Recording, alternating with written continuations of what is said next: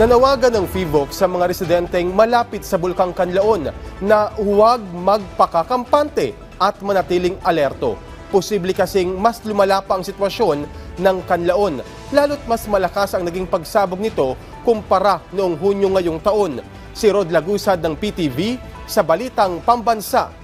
Rod. Alan, hindi inaalis ng PIVOC ang posibilidad na lumala pa ang sitwasyon sa Canlaon Volcano kasunod ng pagputok nito kahapon. Kaya maigpit na paalala ng ahensya sa publiko, huwag magpakampante at maging alerto.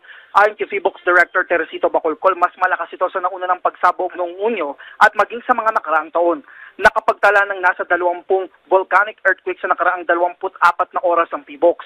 Paliwanag ni Bacolcol, kapag umaakyat ang magma ay dumadami ang volcanic earthquake, pero kung nasa taas na ang magma ay halos wala nang naitatala. Hindi pa rin tayo makasigurado na kumalma na kasi nga nasa alert level 3 tayo and anything can happen. We may expect na these things to escalate in the next few weeks. But of course, we're hoping na hindi. But we would expect na the possibility na this would escalate further is always there. In fact, we're suspecting na may shallow magma kasi nga for the past several days following the the June 3 eruption, marami tayong volcanic gases, sulfur dioxide umaabot. Anya, bumagsak sa 1,699 tons per day ang naitalang sulfur dioxide kahapon. Ibig sabihin, anya ay may nakabara. Base sa ground deformation instrument ng PIVOC, nagkaroon ng pamamaga sa ibabaw ng bulkan. Kasama din sa ibinuga kahapon ng bulkan ay pyroclastic density current o PDC. Ito ang rumaragasang pinaghalong volcanic ash, volcanic gases at volcanic fragments pababa sa bulkan.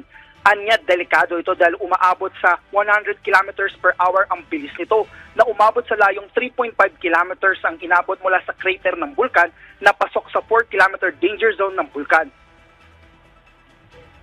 But that's the reason why we're raising the alert level, because this may recur, this may happen again in the next few weeks. And baka mas malakas pa. So aabot doon lalagpas doon sa 4 kilometer permanent danger zone. If there is an escalation of activities, we may extend the danger zone from 6 to say 8 or probably 10. Samantala, pagdating naman sa ashfall, ayon sa PIVOC, bukod sa mga LGU sa paligid ng bulkan tulad ng La Castellana, La Carlota, Bago City at Canlaon City, may naitala rin sa Guimaras at maging sa Antique na nasa higit 300 kilometers ang layo. Paalala ng PIVOC sa publiko, magsuot ng face mask at kung maaari ay N95 para matakpan ang ilong at bibig. Yan muna ang latest mula dito sa PIVOC. Balik sa iyo, Alan.